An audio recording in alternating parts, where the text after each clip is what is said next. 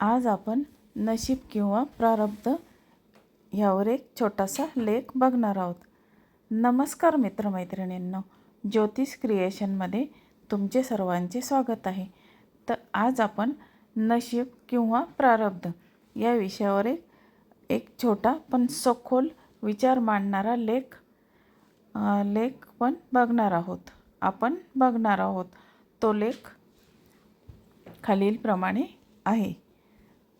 तर आता आपण लेखाला सुरुवात करूया.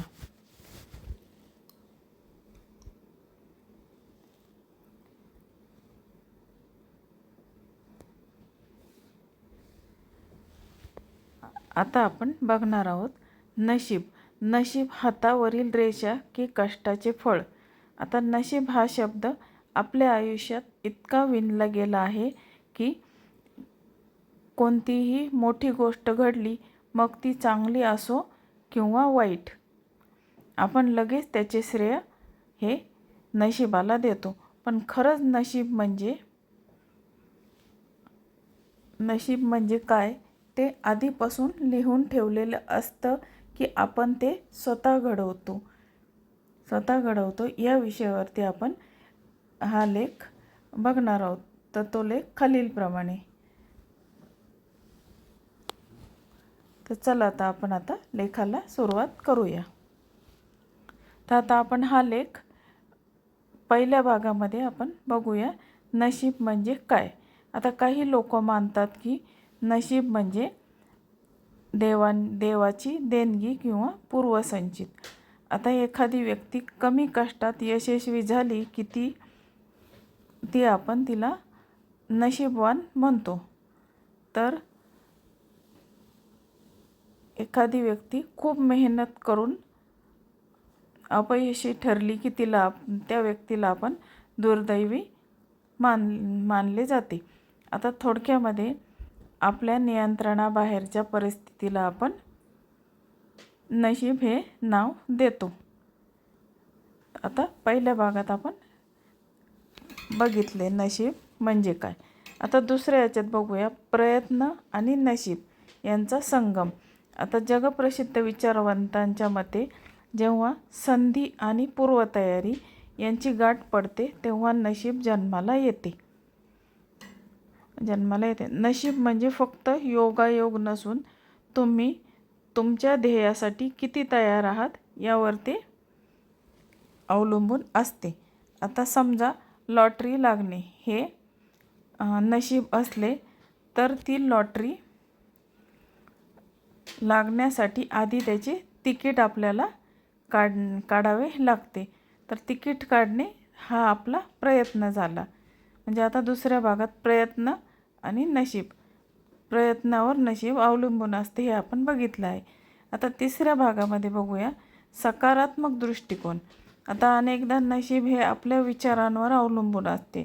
जी व्यक्ती संकटातही संधी शोधते तिला नशीब नेहमी साथ देते. या उलट जो माणूस कष्टाचा कंटाळा करतो तो नशिबाच्या नावाने खडे फोडत बसतो. म्हणून असे म्हटले जाते की प्रयत्न करणाऱ्याचे नशीब नेहमी जागे असते. आता आपण तिसऱ्या भागात सकारात्मक दृष्टिकोन बघितला. आता आपण चौथा भाग बघूया कर्माचा सिद्धांत. आता भारतीय संस्कृतीत करावे तसे भरावे हा नियम सांगितलेला आहे. आता आज आपण जे कष्ट करू त्याचे फळ उद्या नशीब म्हणून आपल्यासमोर नक्की येईल. आता नशीब हे हाताच्या रेषांमध्ये नसते तर ते हातांनी केलेल्या कामामध्ये कष्टामध्ये असते. आता ज्यांना हात नसतात त्यांचे हे नशीब असतेच. याचा अर्थ नशीब हे कर्माने घडवता येते. आता आपण हे 4 भागामध्ये बघितलं आहे. आता याचा निष्कर्ष बघूया आपण. आता निष्कर्ष काय. नशीब ही काही अशी गोष्ट नाही की जी आकाशातून पडते. ते आपल्या कष्टांचा, चिकाटीचा आणि योग्य वेळी घेतलेल्या निर्णयाचा परिपाक असते. आता नशिबावर विसंबून राहण्यापेक्षा स्वतःला इतके सक्षम बनवा की नशिबालाही तुमच्या कष्टापुढे झुकावे लागेल. तर आता आपण याचा निष्कर्ष बघितला. आता आपण खाली झुकावे लागेल. आता नक्कीच नशिबाचा खरा अर्थ सांगणारी ही एक छोटी आणि प्रेरणादायी बोधकथा आपण आता बघणार आहोत. बोधकथा आपण बघूया. आता या बोधकथेचं नाव आहे नशीब आणि कष्ट. आता नशिबावर आधारितच आपण ही बोधकथा बघत आहोत. आता एका गावात 2 शेतकरी राहत होते. एक होता राम, तो अत्यंत कष्टाळू होता, आणि दुसरा होता श्याम, जो पूर्णपणे नशिबावर विसंबून असायचा. एकदा गावात मोठा दुष्काळ पडला आणि गावच्या महाराजांनी जाहीर केले की जो कोणी डोंगराच्या पलीकडच्या खडकाळ जमिनीत धान्य पिकवून दाखवेन त्याला सुवर्ण मुद्राचे बक्षीस दिले जाईल. आता या ठिकाणी आपण श्यामचे विचार बघूया. आता पहिल्यांदा श्यामचे विचार. श्याम तिथे गेला, जमीन बघितली आणि म्हणाला, अरे रे, इथं तर फक्त दगड आहेत. माझ्या नशिबात जर बक्षीस असेल तर पाऊस पडेल आणि धान्य आपोआप येईल. देवाला द्यायचे असेल तर तो छप्पर फाडून देईल. असे म्हणून तो झाडाखाली झोपून राहिला. आणि आता रामचे प्रयत्न बघूया आपण. आता दुसरीकडे रामने विचार केला की नशिबाची साथ मिळण्यासाठी आधी जमीन तयारी करावी लागेल. आणि त्याने भर उन्हात दगड बाजूला केले, कष्टाने विहीर खोदली आणि बियाणे पेरली. आता गावकरी त्याला म्हणायचे, राम, नशिबात असेल तरच पीक येईल, उगाच का मरमर करतोयस. पण राम फक्त हसून म्हणाला, मी माझे कर्म करतोय, नशीब त्याचे काम करेल.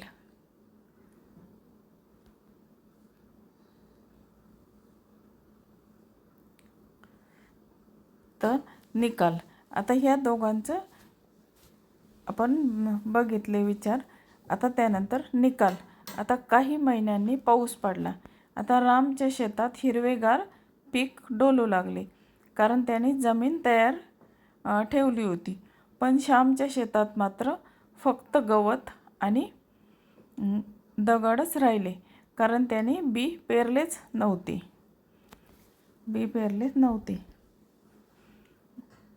जेव्हा रामला बक्षीस मिळाले तेव्हा श्याम नशिबाला दोष देत म्हणाला, रामचे नशीब थोर म्हणून त्याला हे बक्षीस मिळाले. तेव्हा महाराज हसून म्हणाले, श्याम, नशीब हे एखाद्या रिकाम्या भांड्यासारखे असते. जोपर्यंत तू त्यात कष्टाचे पाणी ओतत नाही तोपर्यंत नशीब तुला फळ देऊ शकत नाही. आता नशिबाने पाऊस दिला, पण रामने त्याच्या कष्टाने त्या पावसाचे सोने केले.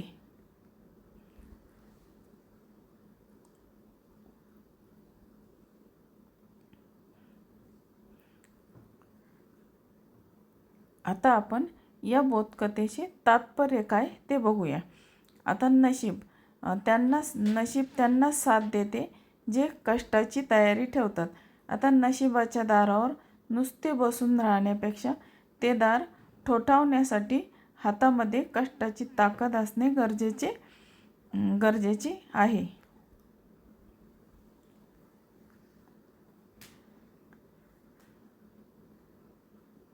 तर बघा मित्रमैत्रिणींनो, आज आपण नशीब या विषयावर एक छोटासा लेख बघितला आणि त्या लेखावर आधारित आपण एक बोधकथा पण बघितली आहे.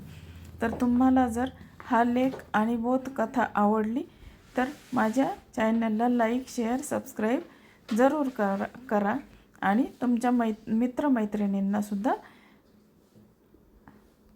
सबस्क्राईब आणि तुमच्या मित्रमैत्रिणींना शेअर करा. धन्यवाद.